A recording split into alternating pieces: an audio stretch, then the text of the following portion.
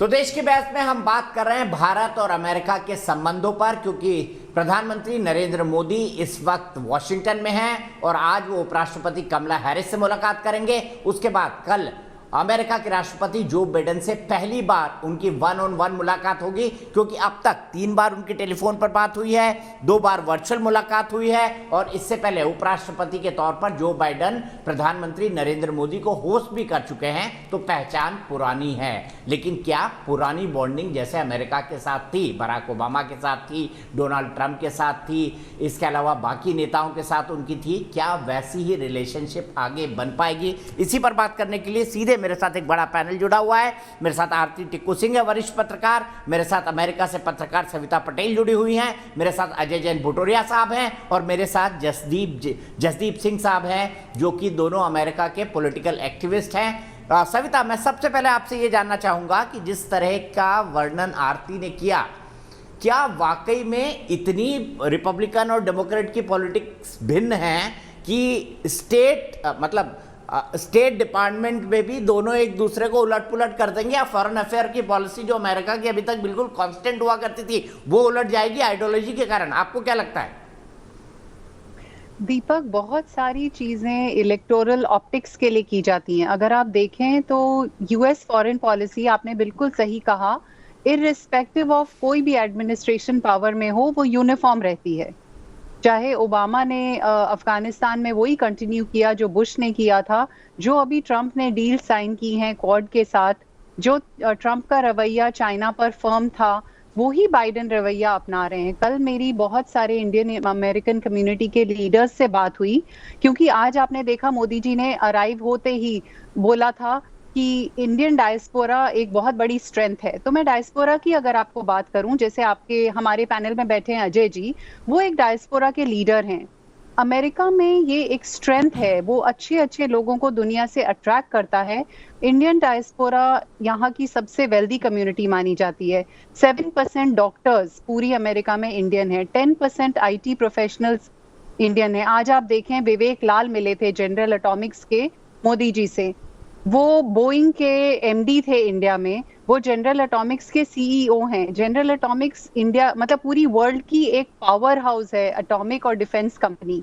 तो ये एक चीज दर्शाता है इंडियन अमेरिकन डायस्पोरा की स्ट्रेंथ को। वो स्ट्रेंथ में मुस्लिम्स भी हैं, हिंदू भी हैं, क्रिश्चियंस भी हैं।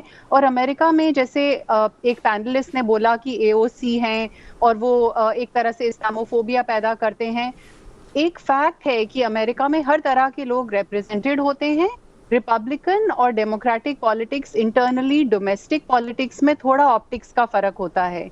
आप पहले बात कर रहे थे अफगानिस्तान विड्रॉल की, तो मैं बताऊं कि ट्रंप जाहिर है बहुत परेशान थे चाइना की पावर को लेके, राइजिंग पावर को लेके। उन्होंने प्रेसिडेंट कार्टर, जो अभी जिंदा हैं, उनसे पूछा कि क्यों चाइना इतना पावरफुल होता जा रहा है। तो प्रेसिडेंट कार्टर ने बोला कि पिछले 25 साल में अमेरिका ने 3 जंग लड़ी है, लेकिन चाइना ने एक भी जंग नहीं लड़ी है। उससे ट्रंप इंस्पायर हुए और उन्होंने सोचा कि अफगानिस्तान में जो एक जंग शुरू की है उसे खत्म भी करना चाहिए, और वही नीति बाइडेन भी आगे बढ़ा रहे हैं। तो फॉरेन पॉलिसी के मामले में एक कंट्री का जो फायदा है, जो आज मोदी जी देखेंगे कि भारत का क्या फायदा है, वो as a position of strength जा रहे हैं, वो डायस्पोरा को रिकॉग्नाइज करते हैं। तो I think mostly foreign policy के मामले में मैं कहूंगी कि एक यूनिफॉर्म अप्रोच होती है अमेरिका में।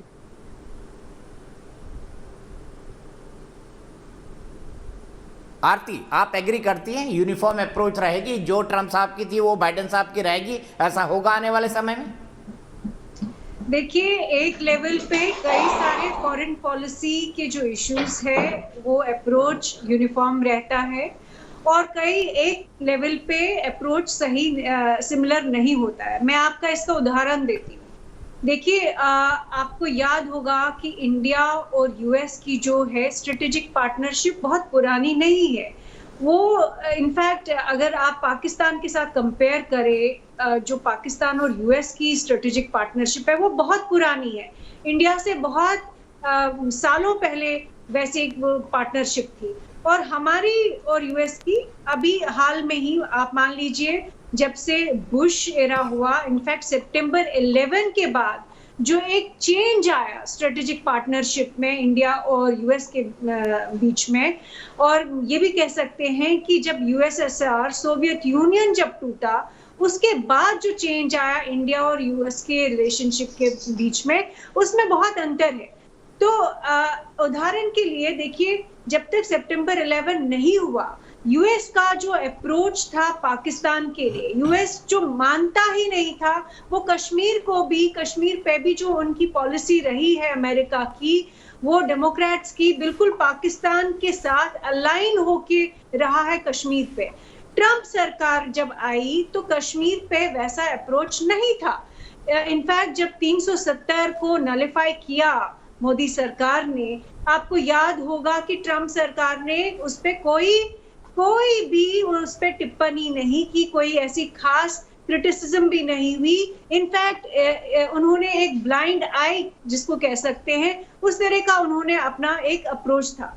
अब उस टाइम पे ही आप देख लीजिए, बाइडेन जो थे या कमाला हैरिस जो थी या डेमोक्रेट्स का ओवरऑल अप्रोच आप कश्मीर पे देखिए, हिस्टोरिकल, ये मैं फैक्ट्स बोल रही हूँ, मैं कुछ बनानी फैब्रिकेट नहीं कर रही, हिस्टोरिकल अप्रोच रहा है, उन्होंने पाकिस्तान की लाइन ली है। तो ये एक अंतर है, ये अंतर रहेगा। वो इसलिए क्योंकि डेमोक्रेट्स की जो डोमेस्टिक पॉलिटिक्स है, कहीं ना कहीं उसका इम्पैक्ट इंटरनेशनल पॉलिटिक्स पे भी पड़ता है। वही आप देख लीजिए कि रिपब्लिकन जब बुश आए, उन्होंने कहा कि ओवरऑल हम लोगों का जो अप्रोच है इंडिया की तरफ, हम नजदीक आना चाहते हैं, और इनफैक्ट इंडिया की जो रिलेशनशिप मजबूत हुई अमेरिका के साथ, वो रिपब्लिकन एरा में ज्यादा बेहतर हुई। ये एक फैक्ट है, आप इसको नेगेट नहीं कर सकते। पर मैं ये भी साथ में कहूंगी कि ऐसा नहीं है कि डेमोक्रेट्स जो है अपोज्ड है इंडिया के या इंडिया के दुश्मन है, लेकिन डेमोक्रेट्स का अप्रोच जो है साउथ एशिया को लेकर वो थोड़ा अलग तो रहा है।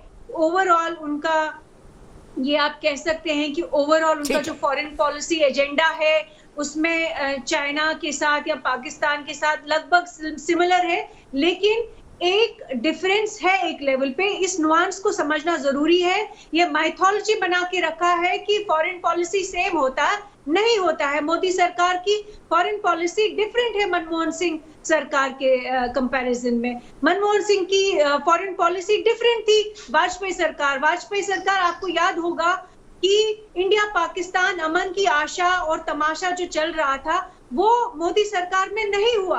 तो फॉरेन पॉलिसी सेम कहाँ है?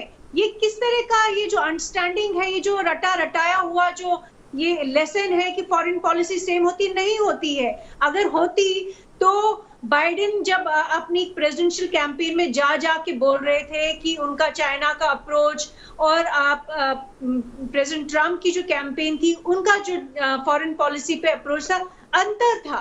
तो ऐसा नहीं है कि कंप्लीटली सिमिलर होता है। हाँ, लार्जर इंटरेस्ट में सभी नेशंस अपने नेशनल इंटरेस्ट को सबसे ज्यादा प्राथमिकता देते हैं।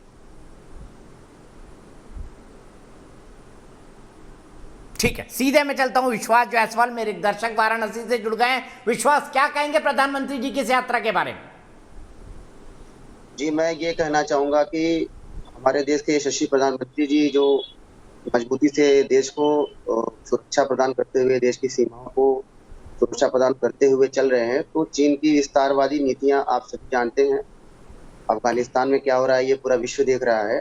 तो भारत से सभी को एक उम्मीदें हैं, और बिना भारत को साथ में लिए, और अमेरिका न पहले चल सका है, ना आगे चलने का किसी की वो है। तो एक सम्मान जो है, जो विश्व गुरु में मोदी जी को मिला है, वो ठीक है, सारी ठीक है, बहुत बहुत शुक्रिया, बहुत बहुत शुक्रिया विश्वास। मैं सीधे चलता हूं अजय जैन जी के पास। अजय जी, मुझे बताइए कि क्या पाकिस्तान को वॉर ऑन टेरर में सबसे बड़ा एलाई बनाकर अमेरिका रियलाइज करता है उसने गलती की? ये कि जो पाकिस्तान का जो रोल रहा है, ये अभी पूरे मीडिया में ये साफ बार आ रहा है कि पाकिस्तान हेविली इन्वॉल्व है अफगानिस्तान में टेररिज्म को सपोर्ट करने के लिए, और ये और क्रॉस बॉर्डर टेररिज्म में पाकिस्तान का हाथ रहा है। और ये इश्यू जो है, हाँ, आपकी आवाज आ रही है, मुझे आपकी आवाज आ रही है। यही सवाल जसदीप जी से। जसदीप जी, आपको लगता है, आपको सुनाई दे रहा है? आपको सुनाई दे रहा है? Deepak ji, can you hear me? Hello, Ajay ji की आवाज नहीं आ रही, जसदीप जी की आवाज। Can you hear me Deepak ji? Pakistan का, can you hear me? Pakistan का जो रोल रहा है ये अफगानिस्तान में और अफगानिस्तान में और क्रॉस बॉर्डर टेररिज्म में पाकिस्तान का रोल रहा है। इस रोल को ट्रंप सरकार ने भी समझा और उसको जो एड है वो एड बंद करी, और उसके बाद में अभी भी उसको इवेल्युएट किया जा रहा है कंटिन्यूअसली और मॉनिटर किया जा रहा है। और जहां तक कुछ स्पीकर्स ने कहा कि डेमोक्रेट्स के बारे में इतना कुछ कहा, तो मैं ये कहना चाहता हूं कि जब भी इंडिया और यूएस के रिलेशनशिप स्ट्रॉन्गर हुए हैं वो डेमोक्रेट प्रेसिडेंट के अंडर हुए हैं। आज पिछली जो एडमिनिस्ट्रेशन थी उसमें जो ट्रेड हुआ, कोई भी ट्रेड का इंक्रीज नहीं हुआ। जो वेपन्स, जो इनको डिफेंस के जो वेपन्स मिलने थे इंडिया को, वो भी डील्स रोकी हुई थी, उन्हीं को हमेशा डेमोक्रेट के अंडर में ही वो जो भी ग्रोथ हुआ वो हुआ है। तो ये कहना गलत है। और जो जहां तक इलान ओमर रसीदा तैयब की बात कही, डेमोक्रेट एक ऐसा टेंट है जहां पे डिफरेंट व्यूज वाले हर तरह जो लीडर्स हैं वो सब उस टेंट के भीतर हैं। तो इलान ओमर और Rashida Tlaib does not represent the Biden administration views, और वो उनकी अपनी पर्सनल व्यूज है, जो भी वो कहती हैं या हम जो मीडिया में उनकी व्यूज सुनते हैं वो बाइडेन एडमिनिस्ट्रेशन की व्यूज नहीं है, ना ही वो पूरी डेमोक्रेट्स की व्यूज हैं। वो उनकी व्यूज हैं, वो एक हिस्सा है जो मोस्ट डेमोक्रेट्स उनकी व्यूज से डिसएग्री करता है। मैं पर्सनली डिसएग्री करता हूं उनकी व्यूज से। ठीक है, तो ये जसदीप जी से जवाब ले लेते हैं इसका। जसदीप जी जवाब।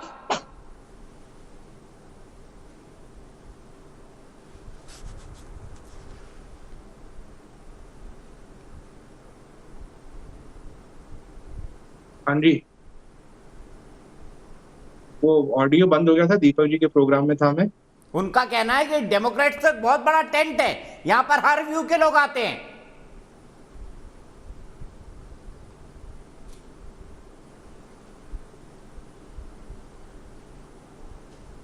ठीक है, सविता से क्लोजिंग कमेंट ले लेते हैं। सविता, उन्होंने कहा है कि पार्टी के साथ साथ जो डिप्लोमेसी है वो भी बदलती है। क्या आप अमेरिका के लिए बात मानते हैं जिसकी पूरी दुकान ही डिप्लोमेसी से चलती है?